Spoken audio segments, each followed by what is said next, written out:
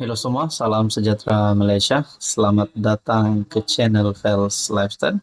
Terima kasih karena terus setia dan bersama di dalam channel ini.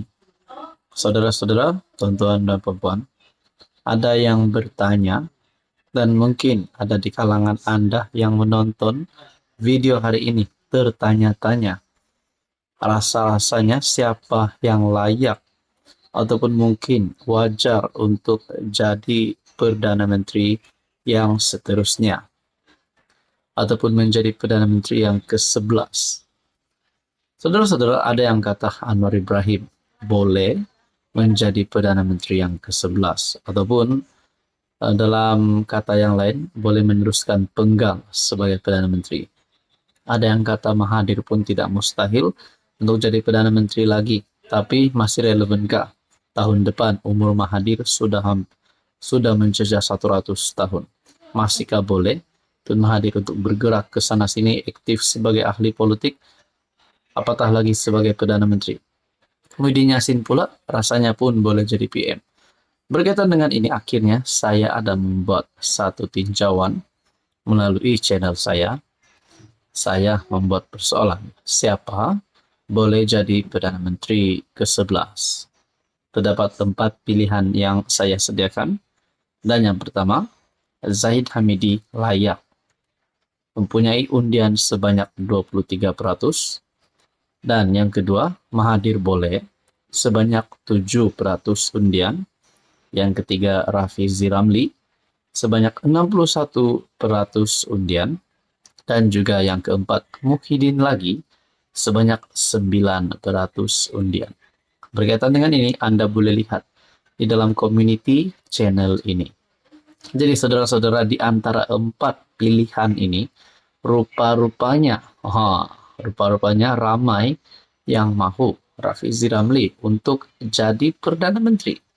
Makna kata, di dalam undian ini saja kita dah boleh ucap selamat tinggal kepada Mahathir dan juga kepada Muhyiddin.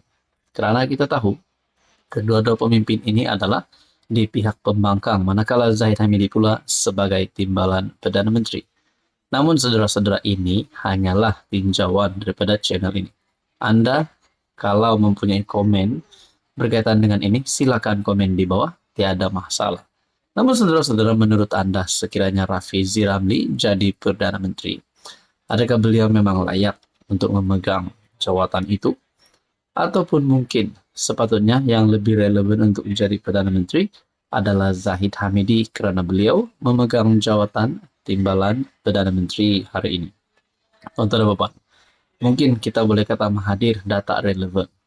Dan faktor yang pertama, kerana usianya yang sudah menghampiri 100 tahun. Tahun depan masuk ke angka 100 tahun. Dan mungkinkah beliau tidak sudah relevan untuk bergerak ke sana ke sini untuk bekerja sebagai Perdana Menteri. Manakala Muhyiddin Yassin pula yang kini terlibat dengan kes mahkamah projek Jana Wibawa dan juga berkaitan dengan akta hasutan.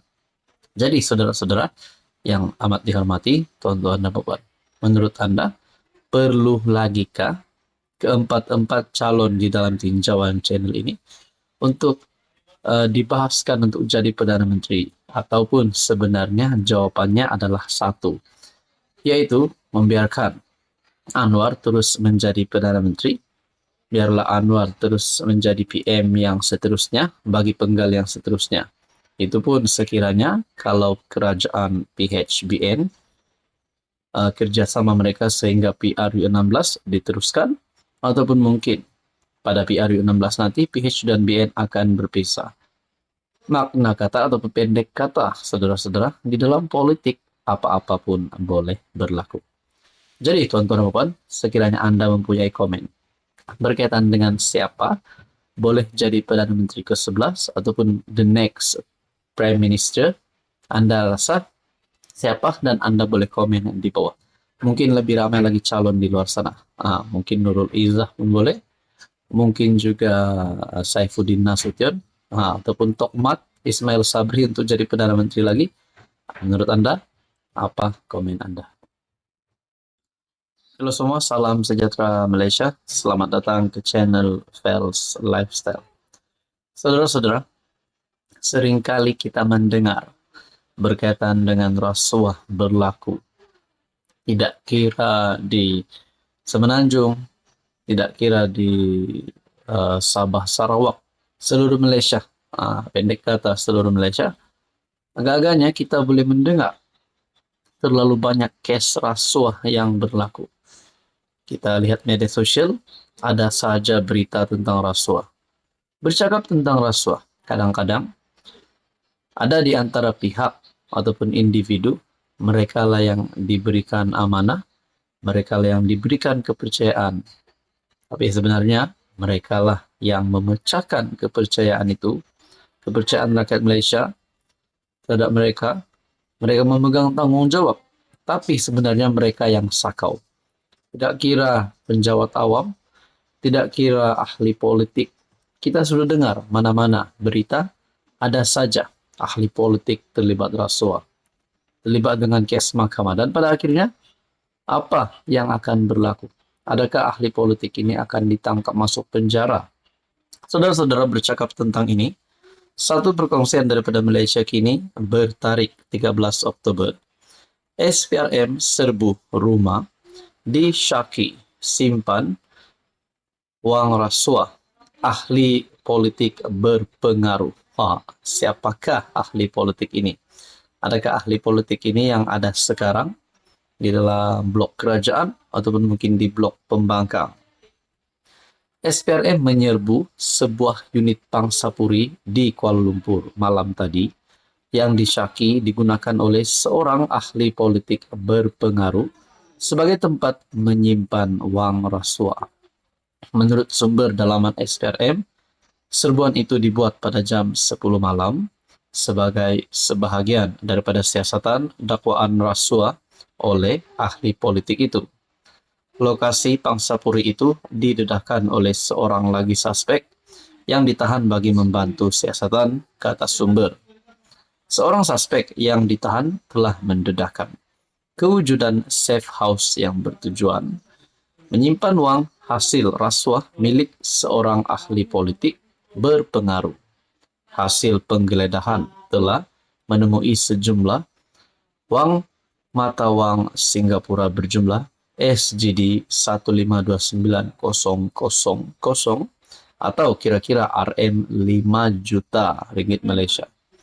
Wang ini disimpan bertujuan untuk kegunaan ahli politik berkenaan bagi aktiviti politiknya. Wang ini disita oleh SPRM bagi siasatan lanjut, katanya kepada Malaysia Kini. Menurut beberapa sumber, siasatan awal menunjukkan unit itu disewa oleh seorang ahli perniagaan untuk menyimpan wang bagi pihak ahli politik itu. Malaysia Kini telah menghubungi Ketua Pesuruhjaya SPRM, Azam Baki, bagi meminta pengesahan dan maklum balas berkenaan perkara ini.